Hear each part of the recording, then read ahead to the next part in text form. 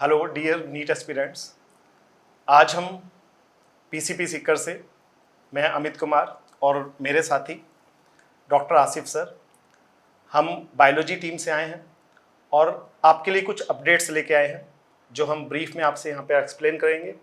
और ये अपडेट्स किसके रिगार्डिंग हैं? बेसिकली सर हम यहाँ पर अपडेट्स लेके आए हैं जो कि नई एनसीईआरटी 2025-26 में आने वाली है, उसके रिगार्डिंग अपडेट्स हैं। और ये अपडेट्स आपके लिए बहुत क्रूशियल है, बहुत इंपॉर्टेंट है।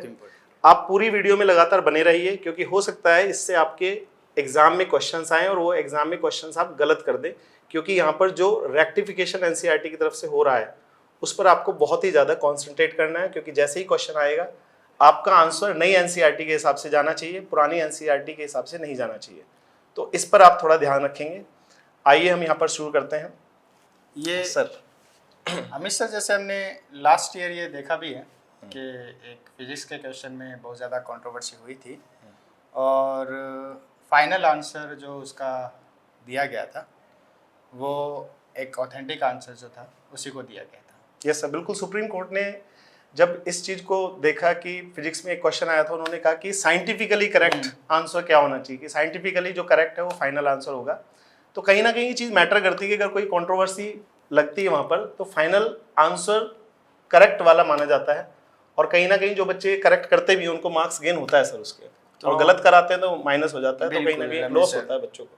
एनसीईआरटी ने अब इसी के रिगार्डिंग कुछ अपडेट्स दिए और कुछ अपडेट अपनी अपकमिंग एनसीईआरटी एडिशन के अंदर अपडेट जूलॉजी एंड बॉटनी में, कुछ 11th-12th की जूलॉजी बॉटनी में न्यू अपडेट्स हैं, तो उसके रिगार्डिंग हम आज डिस्कस करते हैं। और मैं सर एक इंटरप्ट करना चाहूँगा यहाँ पे। आप अभी सोशल मीडिया पे हो सकता है वीडियोस देख भी रहे हो। हाँ बिल्कुल। और उससे आपको एक कैओस जैसे सिचुएशन बन जाएगी, आप एक कंफ्यूजन में भी फंस सकते हैं। तो हम जितने भी पॉइंट्स यहाँ पर बायोलॉजी में रेक्टिफिकेशन वाले हैं, जितने भी इम्प्रूवमेंट वाले हैं, अपडेट वाले हैं, वो सारे हम आपको यहाँ पर डिस्कस करके बताएंगे। तो आप हमारे साथ लगातार बने रहिए और ये एक वीडियो आपके लिए सफिशिएंट है जिससे आपके सारे कन्फ्यूजन्स दूर हो सकते हैं। इवन दूर हो सकते हैं क्या, हो ही जाएंगे। तो बिल्कुल आप चिंता ना करें, हम आपके लिए लगातार लगे हुए हैं और हम इस तरह की अपडेट्स आपके लिए लेकर आते रहेंगे। आइए शुरू करते हैं। जो हम आज अपडेट देने वाले हैं स्टूडेंट्स को, ये अपडेट का ऑथेंटिसिटी क्या है? क्या आप इसको थोड़ा सा ब्रीफ में बच्चों को बताओ कि इसके बिहाइंड द क्या सीन सर है? इसके पीछे सीन ये है कि कई लोगों ने इसके पीछे आरटीआई लगाई थी कि एनसीईआरटी के अंदर जो इन्फॉर्मेशंस हैं वो कुछ इन्फॉर्मेशंस सही नहीं दी हुई हैं, उसमें कुछ मिस्टेक्स हैं। और ये जरूरी भी है क्योंकि कोई बुक, अगर किसी बुक को मास में बच्चे पढ़ रहे हैं और इतने बच्चे उसको फॉलो कर रहे हैं तो वो गलत नहीं होनी चाहिए। उसके अंदर हर चीज, कॉम्पिटिटिव एग्जाम जिसको मेन अपनी बुक को रेफरेंस मानता है, यस सर, उसमें एक गलत इन्फॉर्मेशन काफी ज्यादा हार्मफुल हो सकती है बच्चों के लिए। बिल्कुल। अगर इन्फॉर्मेशन ही गलत है तो बच्चा सीखेगा भी गलत और क्वेश्चन का आंसर भी गलत ही करेगा। तो कहीं ना कहीं अब जो ये बुक है, वो जो नई बुक आने वाली है उसमें 12th की बुक सर अवेलेबल है। बिल्कुल बिल्कुल, एनसीईआरटी के ऑफिशियल साइट पर भी अवेलेबल है और मार्केट में भी अवेलेबल हो चुकी है। 2025-26 बुक अवेलेबल है इस सेशन के लिए, बट 11th की बुक अभी अवेलेबल उसमें अपडेट हो चुका है 12th वाली, उसमें अपडेट हो चुका है 12th में, लेकिन 11th की बुक अवेलेबल नहीं है। तो हो सकता है उसमें अपडेट हो गया हो या 2-4 दिन में वो अपडेट आ जाएगा।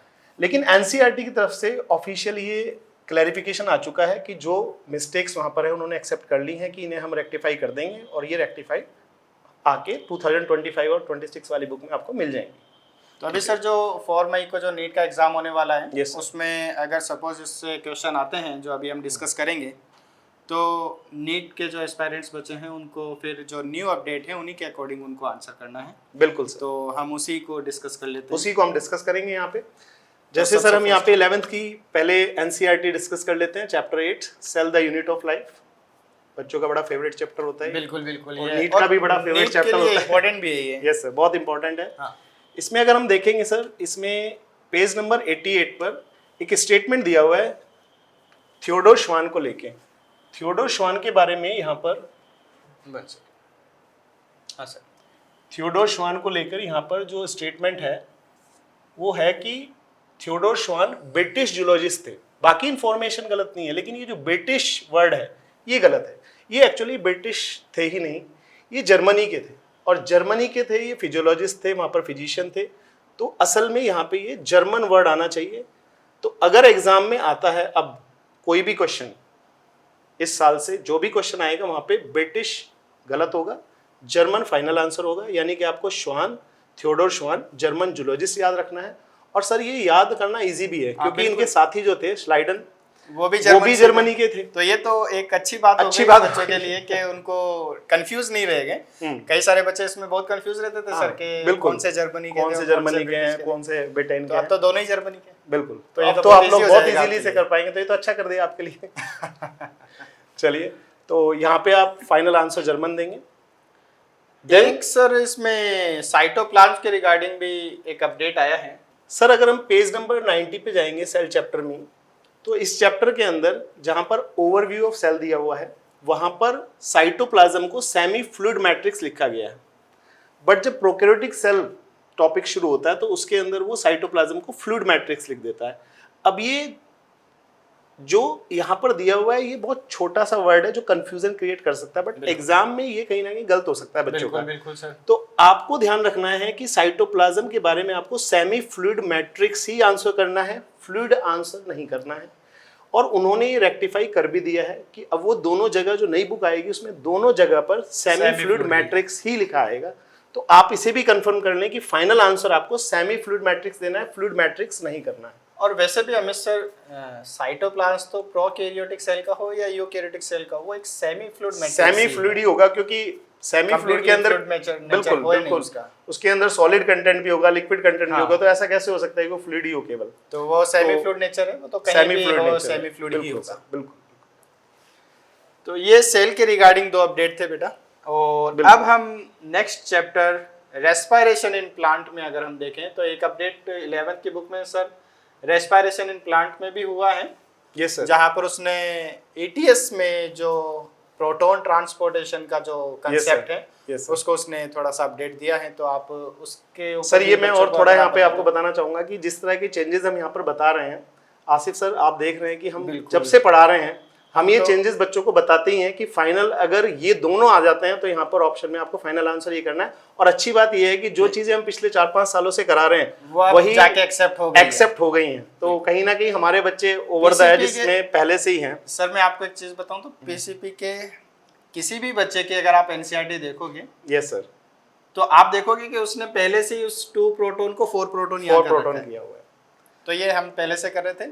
खैर अब एनसीईआरटी ने उसको एक्सेप्ट कर लिया है। तो क्या तो इसमें सर क्या है कि एक्चुअली क्या है कि आप कोई भी स्टैंडर्ड रेफरेंस बुक फॉलो करते हैं बेटा, तो उसके अंदर होता क्या है कि रेस्पिरेशन के अंदर आप जानते हैं ग्लाइकोलिसिस के बाद क्रैब साइकिल के बाद ईटीएस चलता है। और ईटीएस में NADH + H + FADH2 ये ऑक्सीडाइज होते हैं। और जब ये ऑक्सीडाइज होते हैं तो एटीपी का फॉर्मेशन होता है। उसी के रिगार्डिंग वहां पर ईटीएस के अंदर एटीपी सिंथेज एक कॉम्प्लेक्स होता है, 5th कॉम्प्लेक्स। इस 5th कॉम्प्लेक्स को लेकर एक कंट्रोवर्सी थी कि थ्योरी के अंदर पहले 2 प्रोटॉन लिखा हुआ था, उसे उन्होंने सर नेक्स्ट बुक के अंदर 4 प्रोटॉन कर दिया। बट वो डायग्राम में अभी भी 2 प्रोटॉन्स था और एक्चुअल क्या है, एक्चुअल 4 प्रोटॉन्स ही। आप कोई भी स्टैंडर्ड रेफरेंस बुक फॉलो करेंगे उसके अंदर आपको 4 प्रोटॉन्स ही लिखा मिलेगा। तो इन्होंने ये अपनी गलती एक्सेप्ट कर ली है कि कहीं ना कहीं इसमें हमसे ये चीज रह गई थी डायग्राम के अंदर। ये अच्छी बात है क्योंकि थ्योरी में 4 प्रोटॉन्स कर दिया था एनसीईआरटी ने पहले, बट डायग्राम के अंदर ये जो एक मिस्टेक रह गई थी उन्होंने वो भी अब रेक्टिफाई कर दी है। नेक्स्ट बुक के अंदर ये भी रेक्टिफाई हो जाएगा। ये 2 प्रोटॉन्स नहीं है, ये 4 प्रोटॉन्स हैं और ये नेक्स्ट एडिशन के अंदर आ जाएगा। और आप ध्यान रखें अब अगर इस पे कोई क्वेश्चन आता है तो आपको 4 प्रोटॉन्स ही करने हैं for the 1 ATP formation. Theory में भी 4 प्रोटॉन्स है, डायग्राम में भी 4 प्रोटॉन्स है। आपको फाइनल आंसर में चाहे थ्योरी पे क्वेश्चन आए चाहे डायग्राम को लेके आए, 1 ATP फॉर्मेशन के रेस्पेक्ट में आपको आंसर 4 प्रोटॉन्स ही करने हैं बेटा। ये फाइनल आंसर है, तो ये आप ध्यान रखें, ठीक है। तो ये सर हो गया हमारा रेस्पिरेशन वाला चैप्टर के रिगार्डिंग ये अपडेट जो पेज नंबर 161 पर दिया हुआ है। नेक्स्ट अब हम बात करेंगे जूलॉजी के रिगार्डिंग। हाँ सर, इसमें थोड़ा सा लोकोमोशन एंड मूवमेंट में भी इन्होंने स्कल को लेके कुछ अपडेट किया है। तो स्कल को लेके सर थोड़ा इन्हें एक्सप्लेन करेंगे कि क्या अपडेट किया है इन्होंने। सर अगर हम देखें तो एनसीईआरटी में जो अभी तक हम 2024 की जो एनसीईआरटी अपडेट है उसमें अगर हम देखें तो वहाँ पर इसका लोकोमोशन एंड मूवमेंट वाले चैप्टर में उन्होंने जो हायर्ड बोन है इस बोन को स्कल का पार्ट इंक्लूड किया है। जबकि अगर हम हायर मेडिकल रेफरेंस बुक को अगर हम देखें तो most of the all reference book hired bone को स्कल का पार्ट नहीं मानती। और ये हम पहले से बच्चों को बताते भी आ रहे हैं कि हायर्ड बोन स्कल का पार्ट नहीं है। तो यहाँ पर अगर हम पहले की लाइन को अगर हम देखें एनसीईआरटी की पेज नंबर 224 पर जो 11th की एनसीईआरटी है, वहाँ पर अभी एनसीईआरटी में पहले ये था कि single U shaped bone called hyoid bone is present at the base of the buccal cavity and it is also included in the skull. अब इस लाइन का सीधा साधा मीनिंग निकल रहा है कि भाई ये हाइड बोन स्कल का पार्ट है, जबकि हमें अच्छे से पता है कि हाइड बोन स्कल का पार्ट नहीं है। तो नो डाउट अभी तक सर, जैसे हम अभी स्टार्टिंग में भी हमने कहा कि 11th की बुक का अभी अपडेट फाइनल एडिशन आया नहीं है, बट एनसीईआरटी ने इसको एक्सेप्ट कर लिया है। सो यहाँ पर नॉट इंक्लूड आएगा, ये ऑल्सो इंक्लूड की जगह यहाँ पर नॉट इंक्लूड हो जाएगा। मीन्स हाइड बोन जो है वो यू शेप्ड बोन है, बट ये स्कल का पार्ट नहीं है। तो ये हो जाएगी लाइन इस तरह से कि single U shaped bone called hyoid is present at the base of the buccal cavity and it is not include in the skull.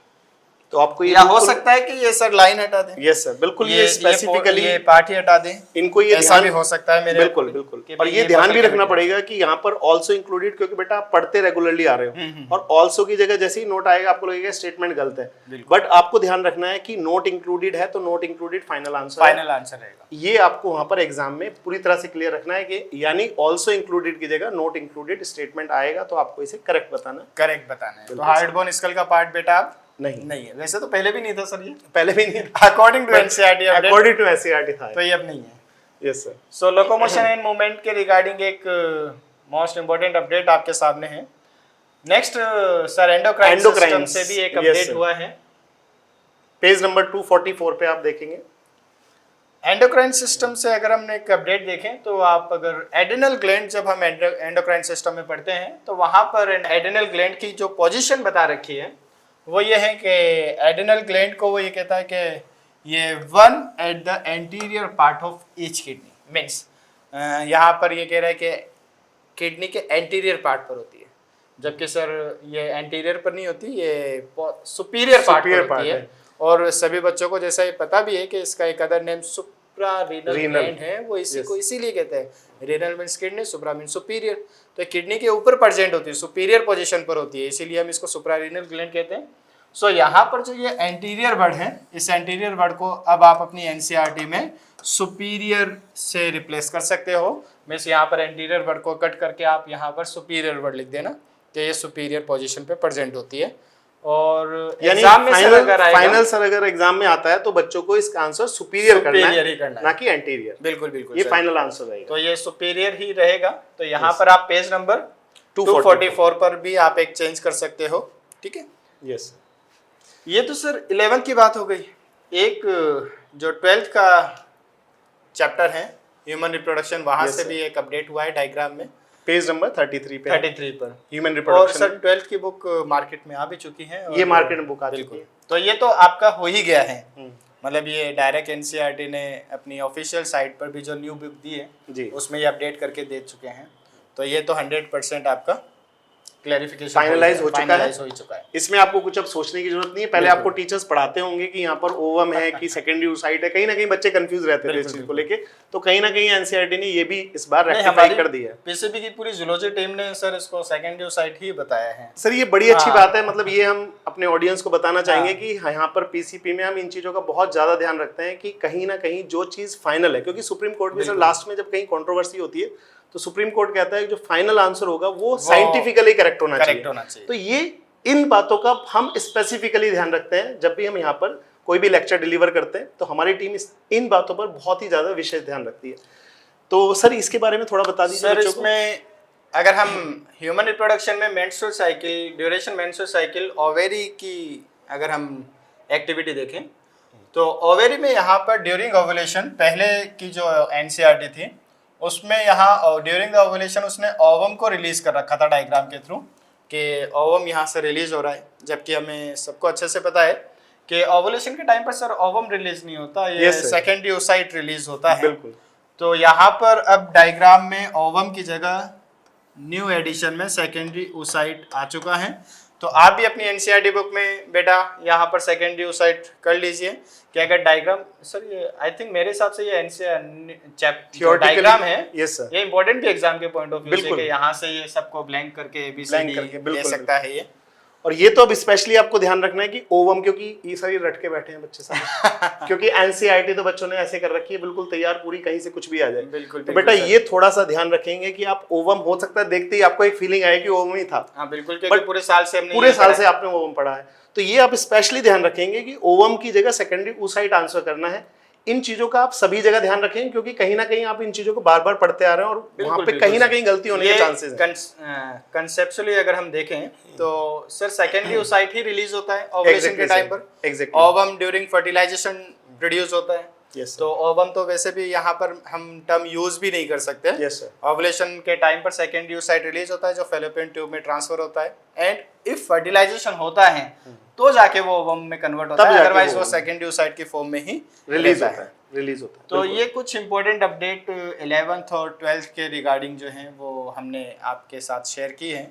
तो इन्हें समराइज कर सकते हैं एक साथ सर हम? बिल्कुल बिल्कुल। तो अगर हम देखें कि फर्स्ट सेल के अंदर आपको 2 अपडेट मिली है। एक थियोडोर श्वान को लेके है, उनकी नेशनलिटी जो है जर्मनी है। सेकंड अपडेट है आपकी सेमी फ्लूइड मैट्रिक्स साइटोप्लाज्म के लिए आपको करना है, जहाँ पे भी साइटोप्लाज्म के रिगार्डिंग क्वेश्चन आता है। थर्ड अपडेट आपकी 2 प्रोटॉन की जगह आपको 4 प्रोटॉन करने हैं। ईटीएस के अंदर आपको 4 प्रोटॉन 1 एटीपी के रेस्पेक्ट में आंसर करना है। बिल्कुल। उसके बाद नेक्स्ट अपडेट आती है लोकोमोशन एंड मूवमेंट में, जहां पर उसने हायर्ड बोन को स्कल के पार्ट में अब इंक्लूड नहीं किया है। देन उसके बाद एंडोक्राइन सिस्टम में भी एक अपडेट, जहां पर उसने एड्रिनल ग्लैंड की जो पोजीशन है उसको एंटीरियर से अब सुपीरियर एक्सेप्ट किया है कि वो सुपीरियर उसकी पोजीशन है। और एक अपडेट उसकी 12th की थी, जहां पर उसने ह्यूमन रिप्रोडक्शन में जो डायग्राम है वहां पर उसने ओवम की जगह सेकेंडरी oocyte कर दिया है। तो सर आई थिंक मेरे ख्याल से बच्चों को काफ़ी क्लैरिटी मिल गई होगी। बेटा ये 6 पॉइंट्स हैं, इसे आप अच्छे से फिक्स कर लीजिए अपने दिमाग में। अब मेरे ख्याल से इनको सर कोई कंफ्यूजन नहीं रहा होगा। सर अभी अगर एग्जाम में अगर इससे रिलेटेड क्वेश्चन आता है यस सर, तो फाइनल आंसर जो है वो न्यू अपडेट के अकॉर्डिंग होगा। तो आप सभी स्टूडेंट उसको इसी फॉर्म में अभी याद रखना है इसको। बिल्कुल। तो इसी के साथ आई थिंक सर ये चर्चा हम यहीं पर एंड करेंगे। बिल्कुल। तो बच्चों पूरी वीडियो में बने रहने के लिए बहुत बहुत धन्यवाद।